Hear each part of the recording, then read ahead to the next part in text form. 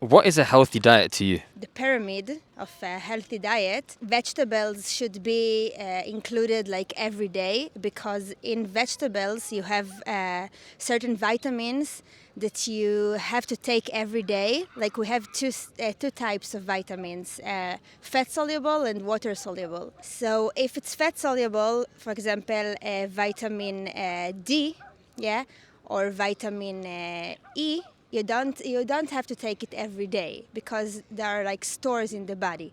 But water soluble vitamins, for example B and C, should be taken like every day. And a lot of fruits and vegetables contain, those vitamins. Of course, fibers also are part of the fruit and vegetables, so it's really important for healthy gut. And yeah, carbohydrates are important as well, but less than proteins. For yourself, what on a good day would be a day in the life in terms of what you eat and what you drink, breakfast, lunch, dinner? Okay, first of all, water. Okay. You should drink 3 liters of water a day. Not more, not less, like it depends, but this is like the usual thing.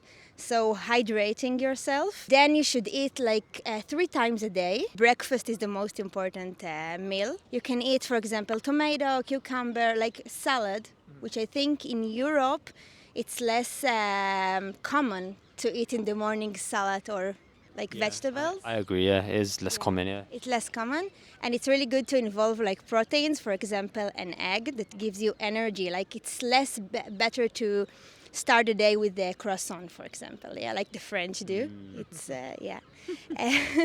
You can also eat, between the meals, fruit, for example a banana or an apple, but also fruits contains a lot of sugar, so don't eat like 5 bananas.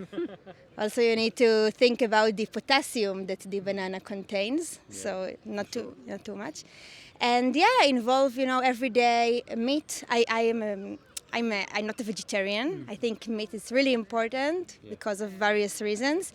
So even like a chicken breast with rice, and in the evening something lighter, maybe even granola with yogurt. They reach something like 1,500 calories a day for a woman, 2,000 for a man. This is the best. And involve exercise because, yeah, exercise, water, and good health, good diet. I feel like also a lot of people nowadays have allergies. I notice people have intolerances towards dairy, gluten, all these different things. I'm not a health historian. It just personally feels to me that this is popping up more and more nowadays than perhaps maybe 30, 40 years ago. I don't know. What do you make of that? Like, how would you analyze that? Definitely, you are correct. It's much more common today because the diet today is less healthy. Unless you buy just organic food, but it's really expensive, right? When the child is able to consume solid food, it's really important to give him, the experiment, like one day banana, one day potato, to see.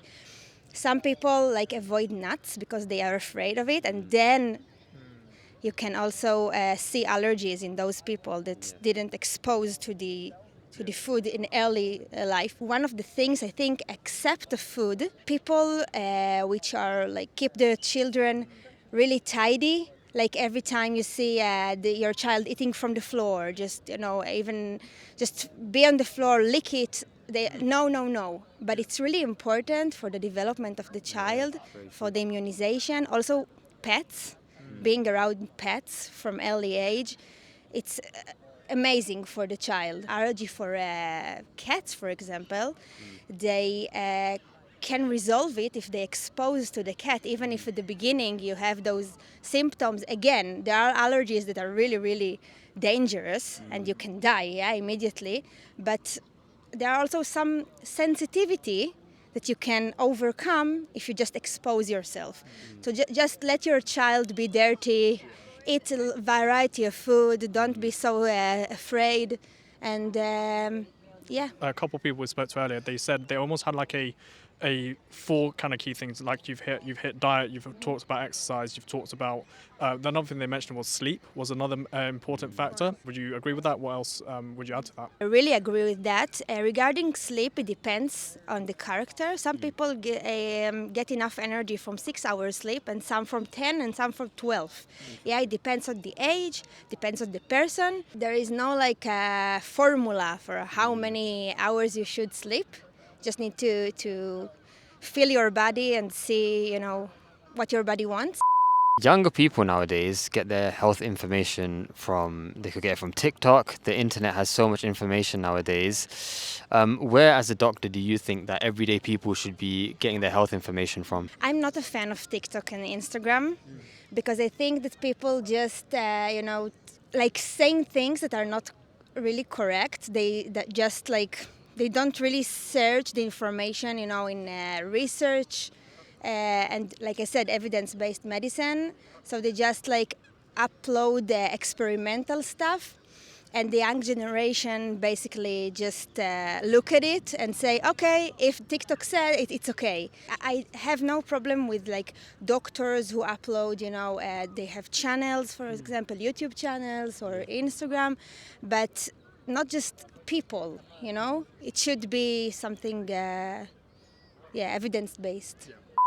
I'm a big fan of alternative medicine, actually, and when I'll be a specialist, because I'm just a foundation doctor, I would be interested in, a combine, like medicine and alternative medicine, like acupuncture and everything. I'm a big fan of it because I think the doctors usually works with the pharmaceutical companies and they just prescribe because they have to prescribe. And alternative medicine, I don't really know actually how it works, but I know that it works, like homeopathy and stuff.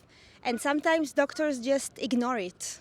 So I think it's really important to listen to, the not conventional medicine and see what helps, to like each individual, basically. So yeah.